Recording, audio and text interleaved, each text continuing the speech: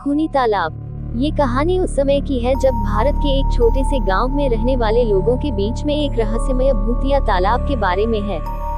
इस गांव में हर कोई उस भूतिया तालाब के बारे में कुछ न कुछ बता चुका था, लेकिन कोई भी वहां जाकर देखने को तैयार नहीं था। गांव के बुजुर्ग लोगों के मुताबिक तालाब में किसी भूतिया शक्ति का बसेरा था, जो रात के समय वहां से निकलने वाले जानवरों या लोगों को खा जाता था। इसके बावजूद नए लोग जो गांव में आते थे, इसे केवल एक पुरानी कहानी मानते थे और विश्वास नहीं करते थे। इस गांव में एक युवक राजू रहता था। वह बहुत ही उत्साही और जागरूक था। राजू ने बहुत सारी कहानियों को सुना था, लेकिन उसके मन में एक बात तालाब के बारे में थी। उसने तय किया कि उसे खुद ही जाकर देखना है कि क्या वास्तव में भूत है या नहीं। एक रोज रात के समय राजू ने अपने दोस्तों को साथ लिया और तालाब की ओर निकल पड़ा। सभी उसे रोकने की कोशिश करते रहे, लेकिन राजू ने सुनील को अपने साथ लेकर अकेले रास्ता बढ़ते रहने की इच्छा जताई। तालाब के पास पहुंचकर राजू और सुनील ने तालाब के चारों ओर घूमना शुरू किया। धीरे धीरे रात का समय बढ़ता गया और वे तालाब के किनारे बैठ गए। अचानक उन्होंने कुछ अजीब भूतिया आवाज सी सुनाई दी। एक अजीब भूतिया सी आवाज उनके कानों में गूंज रही थी। राजू और सुनील के दिल की धड़कनें तेज होने लगी, लेकिन उन्होंने अपना हौसला नहीं हारा। वे तालाब के किनारे बैठकर आगे की ओर बढ़ने का निर्णय लिया। तभी उन्हें एक अजीब सा प्रकाश नजर आया। वे देखने लगे कि तालाब के बीच में कुछ चमक रही है। धीरे धीरे वे उस दिशा में बढ़ने लगे।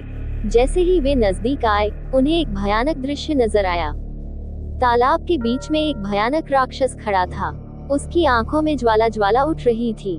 उसके मुख से दिखने वाली दांतों की तीव्रता और उसकी खौफनाक गर्जन से राजू और सुनील को बिलबिला गया। वे भागते हुए अपने गांव की ओर लौट आए और भूतिया तालाब के बारे में अपने गांव के लोगों को सच बताया।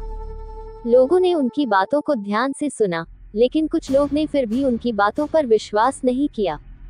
कुछ दिनों बाद गांव के सरपंच को तालाब के बारे में पता चला। फिर सरपंच ने जांच करने का फैसला किया। उन्होंने साथ ही एक विशेषज्ञ को भी बुलाया, जो तालाब की जांच करने के लिए आया।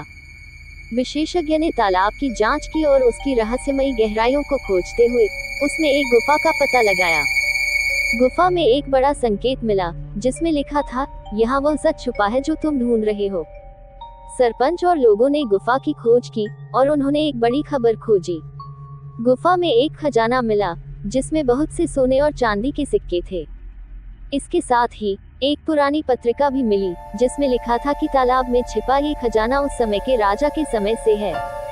इससे पहले के समय में गांव में एक प्रचलित कहानी थी कि उस समय के राजा ने अपने खजाने को तालाब में छुपा दिया था, जिसका पता आज तक किसी को नहीं था। इस खजाने को पाने के बाद गांव ने नए समृद्धि के दिन देखे। तालाब को साफ किया गया और उसे गांव के लोगों के लिए सुरक्षित बनाया गया।